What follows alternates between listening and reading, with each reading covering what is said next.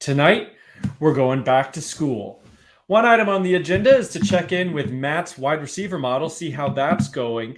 And one of the things that we added was actually high school size by enrollment to see if that mattered. Does that do anything when we're trying to project future success at the next level for these high school recruits? We'll also check in and see what some of the other pieces of the puzzle he's been cooking with. And we're getting to a really nice point where we can be pretty confident with that wide receiver model. So that's very exciting. And then we're going to finish up with a roundtable discussion from The Athletic, which was entitled How to Watch High School Highlight Reels Like a College Football Recruiter. Seems pretty relevant for us and for you. This is The Official.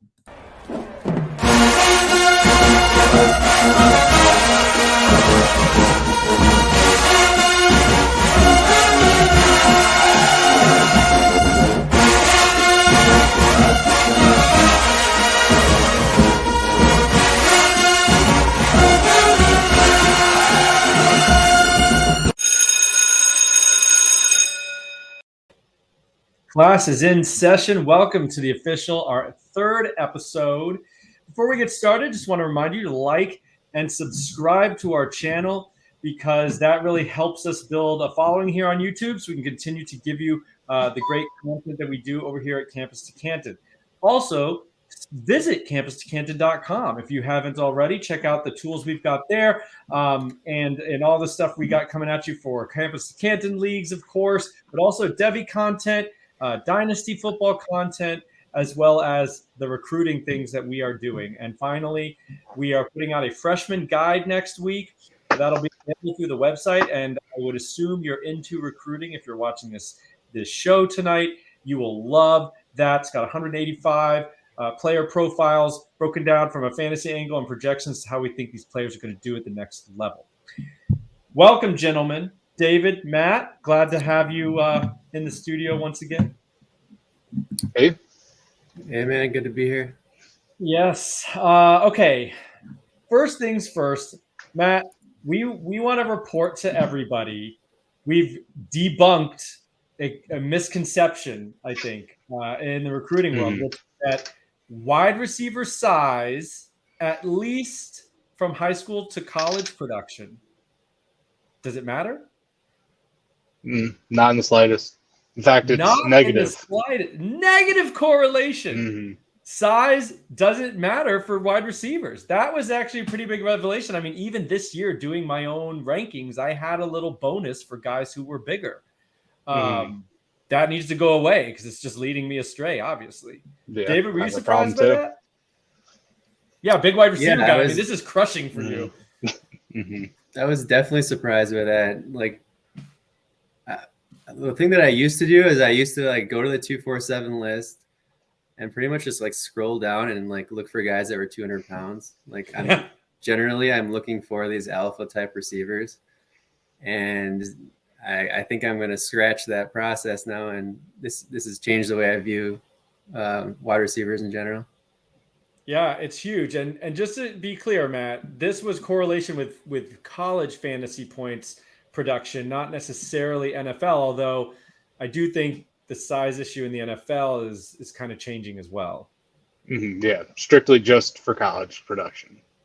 Yeah. And this was going how far back again for your sample? The 2017 recruiting class. It's an entire like washout of recruits in a college season. So 2017 to 2021 is a full 4 years. That's pretty wild.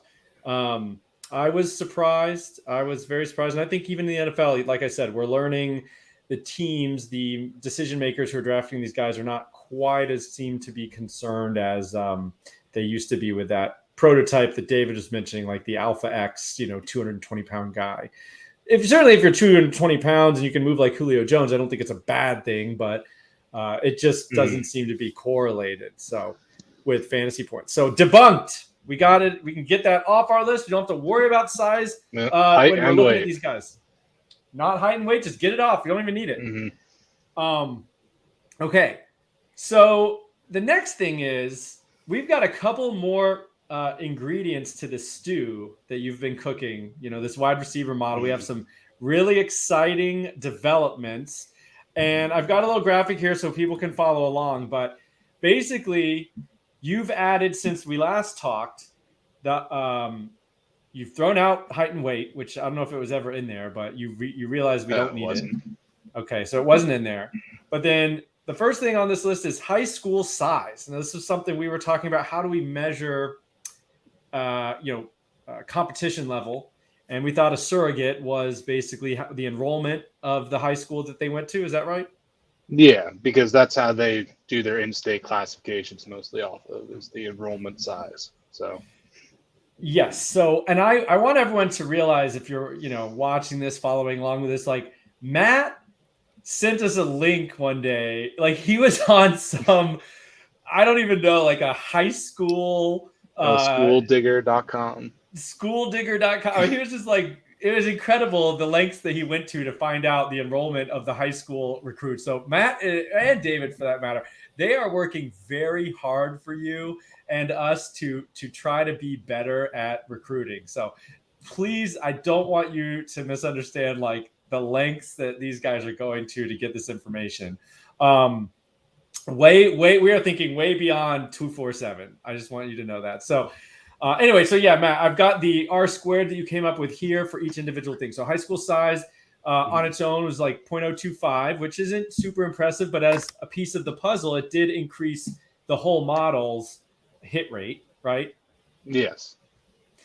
And, these things are individually, like there's no overlap. Like high school size isn't overlapping. You're not double counting like production or any of the other things. It's a totally new metric. So it does, help the model get better.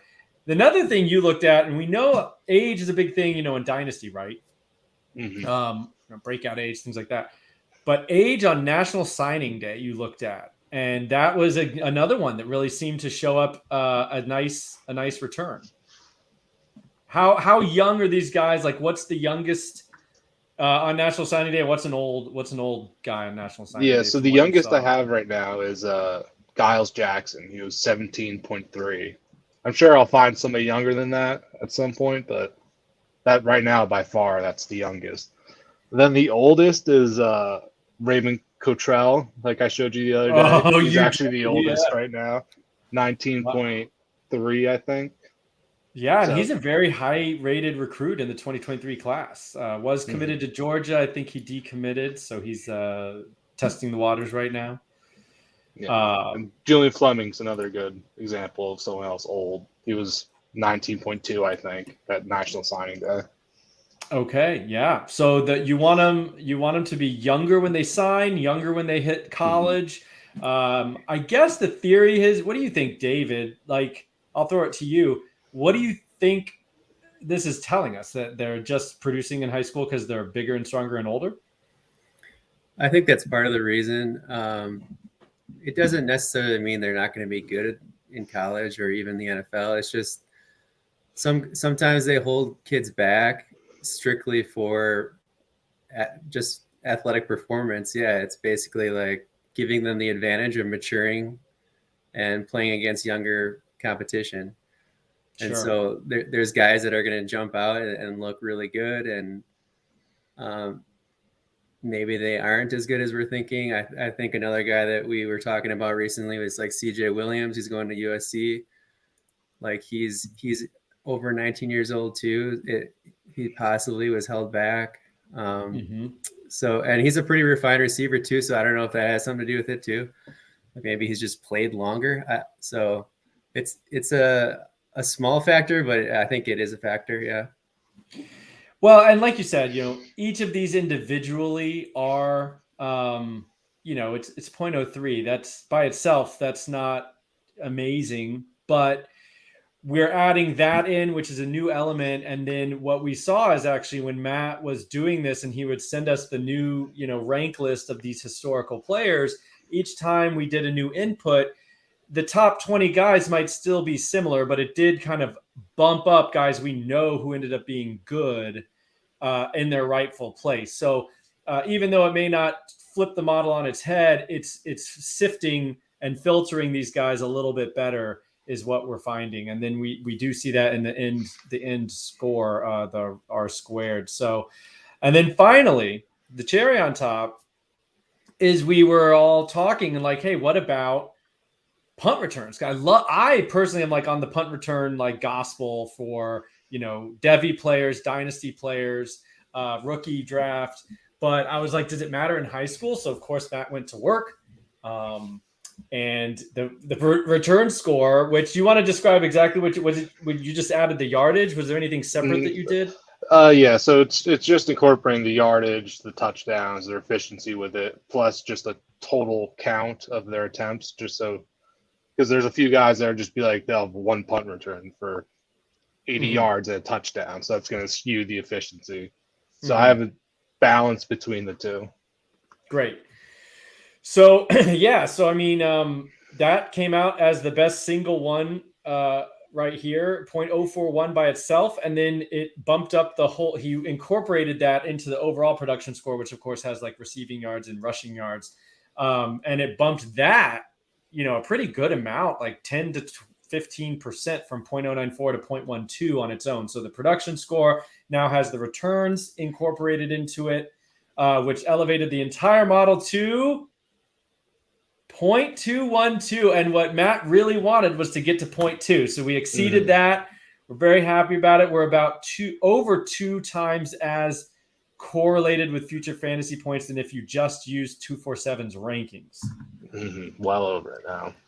Which is, that's what we're trying to do. I mean, we're trying to beat the 24/7 rankings. At least that was the initial, I think, objective. And we think we've done that. I want to maybe set up a little contest amongst ourselves, for us to try to then beat the model. And so we'll have to see what happens. We won't know what the model's ranking is. We'll do a big reveal at the beginning of each year and see where our rankings are versus the model, and then we can root against the model and all that stuff. But I'm not rooting against the model. No, you won't. You have the model. That's your ranking, and then and we will root against it in good fun. But anyway, so we'll see what we do with that. But very exciting stuff. I mean, I think you were talking even NFL. You were getting 0.3, 0.4 sometimes.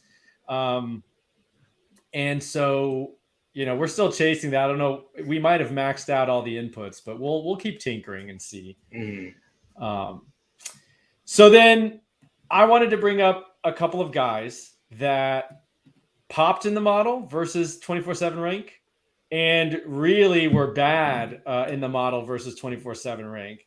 I think we all kind of like this first guy who popped in the model versus his rankings. He goes to Tennessee. David, you know who it is? Oh, yeah, I know this guy. Kaleb Webb. Yeah, Kaleb Webb going to Tennessee here. 24/7 composite. He's wide receiver 46. Rivals, wide receiver 43, but in Matt's model, wide receiver 3. That's kind of shocking. I would love it if this. Yeah. I mean, I'd love it if this guy pops off. He actually went to high school like literally 15 minutes from me in Powder Springs, which was crazy. I could have gone over and watched the game last year. His film is really impressive. And what bumped him up here, I've got his stats. 83, 1601, 18 in his senior season. That's obviously pretty dominant. But look at the return yardage. 807. This is in 1 year. This is just his senior year. 807 return yards, 4 total touchdowns, 2 punt return, 2 kick return. He was a dynamic, versatile playmaker. And then do you remember was high school fairly big? Yeah, 2,400, and the average is about 1,700 the last time I checked. So well above average.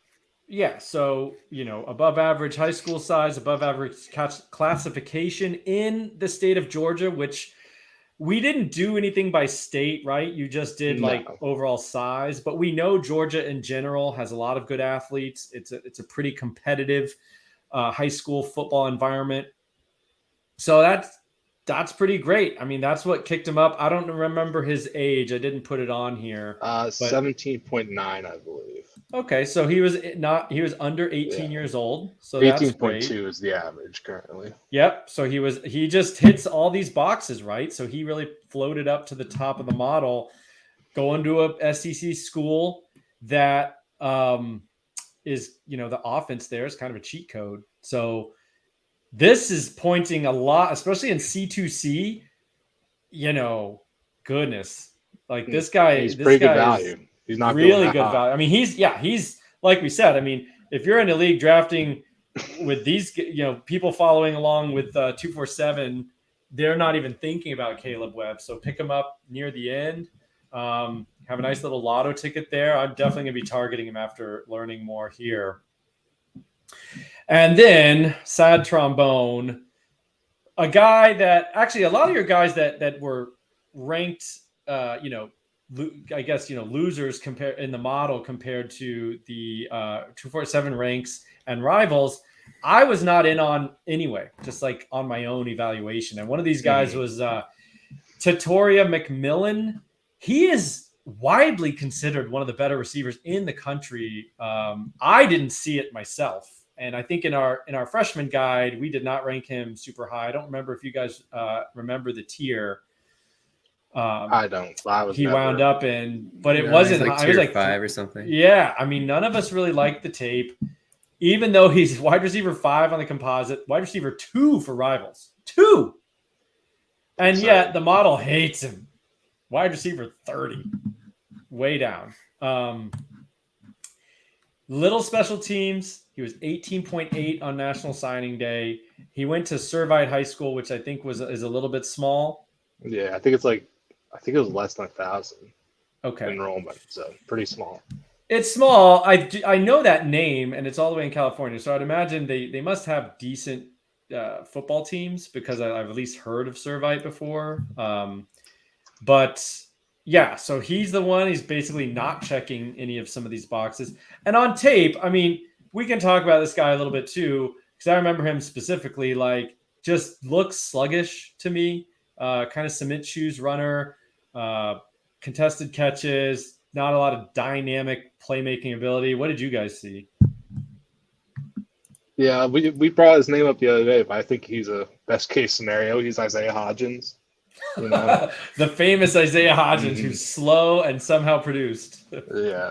Tetairoa ran a lot faster than I was expecting. Actually, he did hit 20.4, which Hodgins obviously fell pretty far from. But yeah, I'm just not that impressed with the game. He's just a jump ball guy at the moment. Not even that refined to make up for it. So, not my type of guy. David, you didn't like him either, right? Yeah, I think I have him.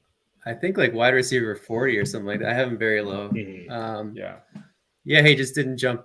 I don't remember anything that was very special there. Yeah, he, like Matt's saying, pretty much just like a jump ball guy at this point. Like he's tall, he's got a big catch radius and all that.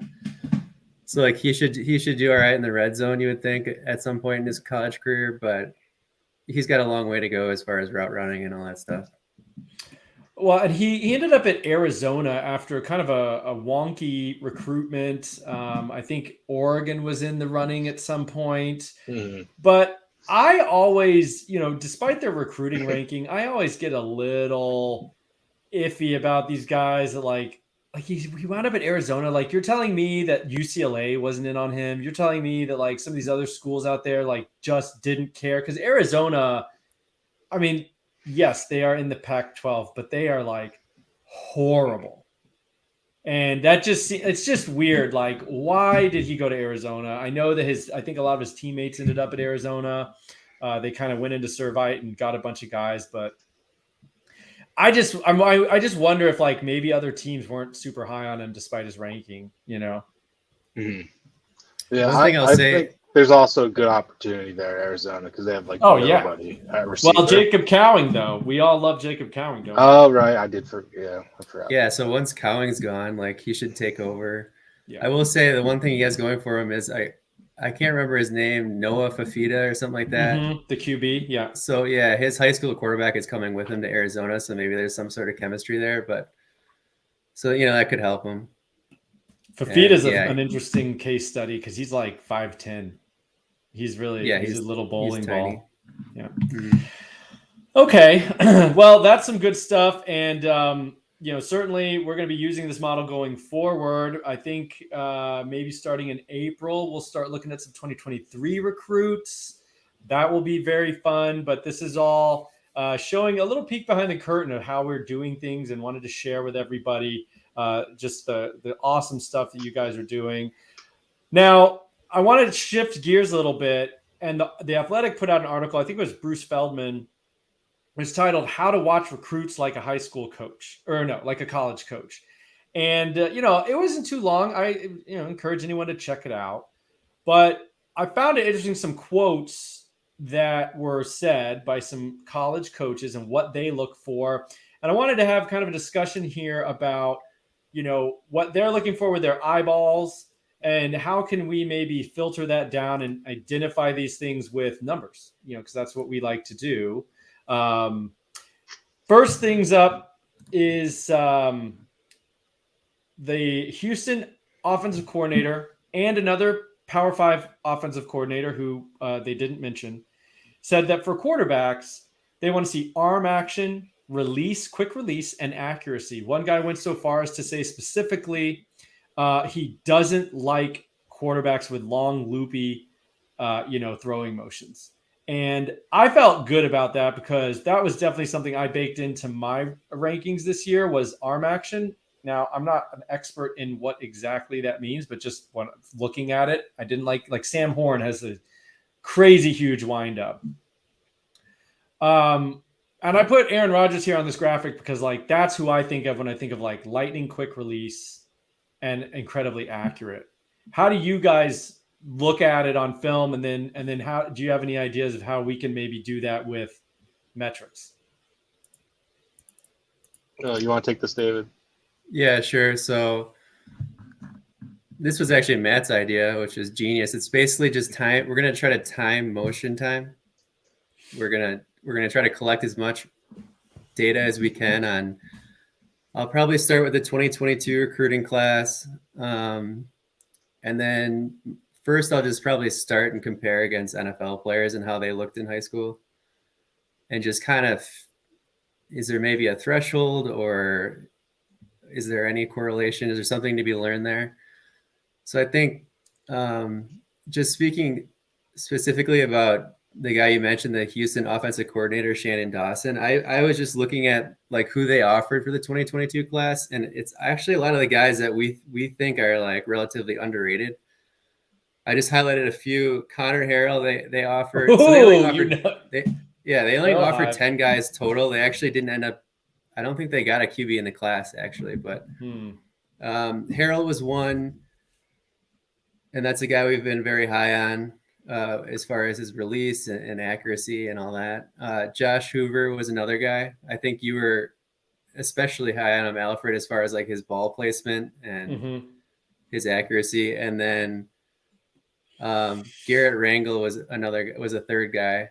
So those are three guys that he offered that definitely syncs up with his philosophy as far as prioritizing release and accuracy. So I thought that was interesting, and that's something I definitely like to do. I like to when you can figure out tidbits like that, and then just kind of you can go on 247 and just see kind of who they're offering and kind of get in their brain and stuff. I also do that for I feel like Wake Forest is pretty good recently at finding 3-star wide receivers, because that's basically what they have to work with, just a big bucket of 3-star wide receivers. And that's kind of what put me on Wes Grimes at the beginning. And he's a guy that I'm higher than the services on too. Well, not on 3 because they have him 4th overall, but I'm definitely high on him. I think the model's high on him too, actually. Yeah. Top 20 guy or something. Right. So, I mean, I love that you actually went there and saw who they offered. That's a nice little tidbit right there for us. But then Sonny Dykes, who coaches at TCU, said hand size, which obviously he would have never been a Kenny Pickett fan, I guess. And arm strength, and can he execute under duress? Now, that's something we all know is important when you get pressured, when the play breaks down. that's going to be hard to measure, but maybe that's something that we just brainstorm some stuff and see if we could, I don't know, figure something out. I don't know. We'd have to see, but that would be really interesting because obviously, as you go up in class, whether it's college or NFL, that's the big thing is that you're under duress more often, plays break down quicker, all that kind of stuff. But yeah, I think that arm motion, I mean, that's really interesting. I don't know if it'll correlate, but it will be nice. I think the bottom of the barrel worst example is like the Tim Tebow, right? I mean, he took 30 years to wind that ball up and get it out. And then you've got guys like Aaron Rodgers, Dan Marino had a famously quick release, NFL guys. But I think that would be very interesting to see. And I felt like that was important. Another thing, at least in baseball, they talk about a pitcher's motion, and the more levers you have, the more kind of elongated things and stuff like that. The big problem is repeatability and consistency. So for a quarterback, I would think it's the same way. If you're winding all the way up and going down and up and around, you have a lot of that path, or even a golf swing. If any of you guys have played golf, like if your golf swing is not tight and compact and repeatable, you're going to just be inconsistent. So I wonder if that quick release and accuracy, yes, it helps to get the ball out, but it also probably helps with being consistent and delivering a similar ball each time. So I think there should be something there. I don't know if we'll show it in the numbers, but certainly worth looking at, I think. Next up is what's happening? Okay. The Marshall head coach, who's actually, I think he did a really nice job. Former Alabama running backs coach, I think. So he knows a thing or two about running backs. And he said his top two things are hip flexibility and speed. Well, we know speed is important, but hip flexibility, he said, is something you can't teach. Like that's something you can't really improve, which I thought was interesting. I put LT on here because, like, I don't know if his hips were good, but he's just one of the best running backs ever. So I figured he probably had everything that was good. And what do you guys think about this? I mean, people talk about that. People talk about, he's stiff. I've never really known exactly what that means. Do any of you guys have anything to elaborate there on what you look for with flexibility, and then how we might be able to measure that? If there's any way to do that, probably not. I mean, I guess an angle bend or something. I don't know. Yeah, I think it has, you can see it a lot with their lateral movement on film, especially with running back when they're trying to make those cuts or, sharp jukes or something like that. And maybe with like curvilinear running, like we've been talking about in the Slack a bit. Mm-hmm. But, yeah, I mean, it's something you should definitely be looking at. It really depends on the type of the running back, I feel like. Because if you're just getting like a Katron Allen bruiser, I don't really care how his hips are. And I don't like Katron Allen. No, but yeah, for someone like Emmanuel Henderson, he's got to have loose and fluid hips to do what he's doing out there. Mm-hmm.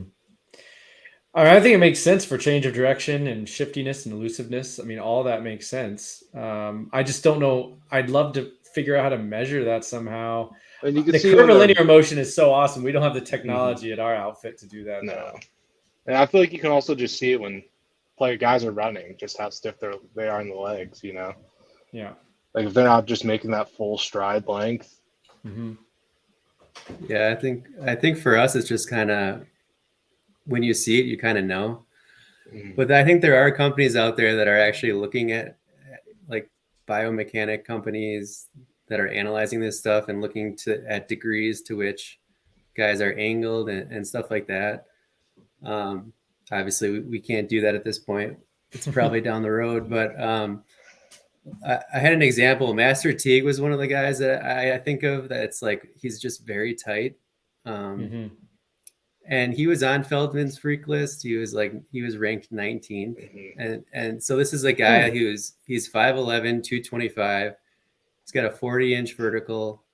He's got like 11-foot broad jump. And apparently, according to the article, he can run a 4.35 40. So it's like all that stuff is great, but like he's obviously a freak in like a straight line and stuff, but like he's got no wiggle. So like he's just not going to be good. He wasn't even invited to the combine.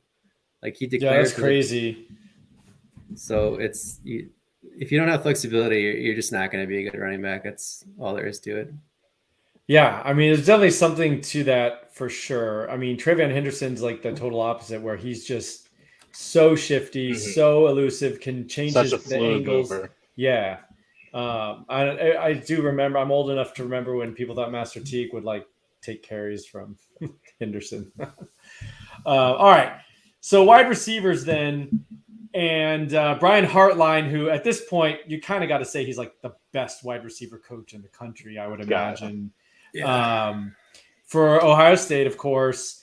He said he red flagged guys who are fast on the track, but don't play fast. And he then goes on to kind of explain what he means by that. I guess saying that like they're thinking too much. They can't actually execute a play at top speed.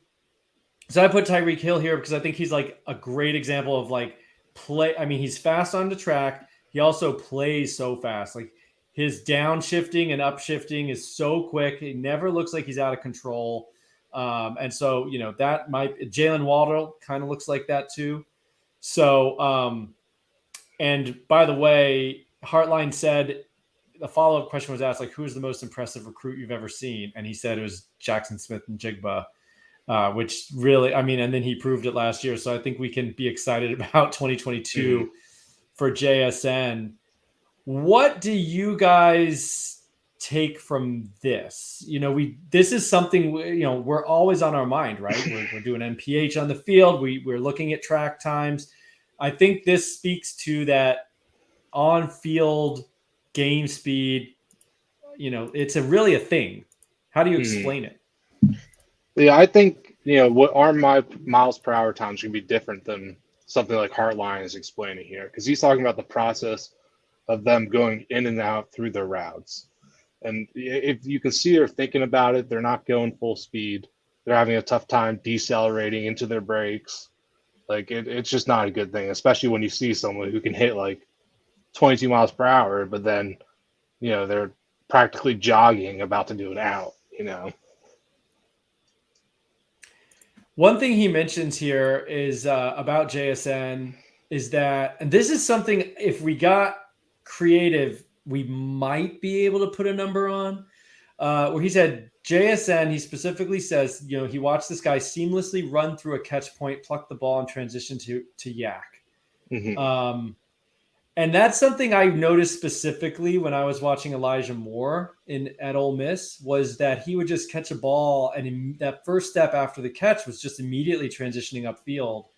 I wonder if we could look at the catch point and then like the next 5 yards somehow, how many steps it takes to gain 5 yards after a catch. I don't know, but I literally hadn't even thought of that before right now. So I have no idea if I'm just like cockamamie stuff doable. I'm throwing out there, but I don't know if it would mean anything, but like, I do think there's something to that from the catch point. Yeah. Changing phases like that. Yes. Yes. If I would love to be able to put a number on that. He specifically called that out. It is something I notice when I'm watching guys, that transition. It really just shows how natural a catcher they are too, because if they're thinking about it, they're really doing everything they can to secure the ball instead of just doing what they should do and then going upfield, Yeah, shuffling steps. I mean, it can. I think all this stuff that Hartline is talking about is just mostly the mental side of the game.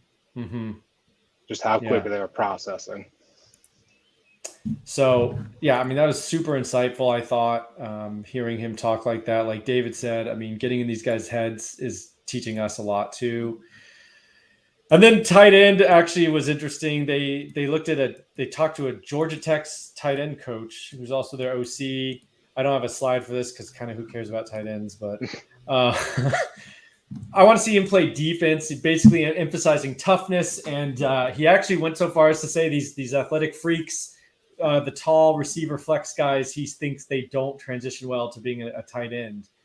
Which is interesting because, like, I feel like that is what we're looking at. We love the transition, the wide receiver who bulks up and turns into a tight end. They have to worry about blocking a bit more, Alfred. You're right, but coaches want that. So, I mean, if we're thinking all the way through to the next level, it might be something worth considering. if we're, I don't really scout tight ends though, but to think how coaches think might be helpful. David, any final thoughts? Did you like the article? Yeah. So for tight ends, I definitely look at physicality too.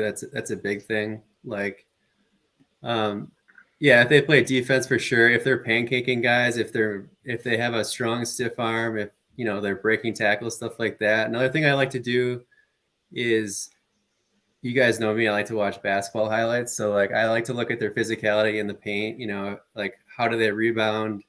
Are they finishing through contact, stuff like that?